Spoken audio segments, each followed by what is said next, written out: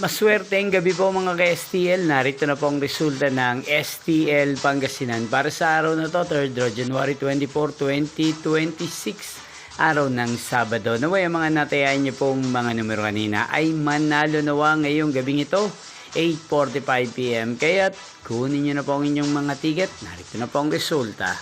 Ang mga numerong nanalo sa STL Pangasinan ngayong gabing ito, January 24, 2026, 8:45 PM, third draw result 26 at 27 in exact order.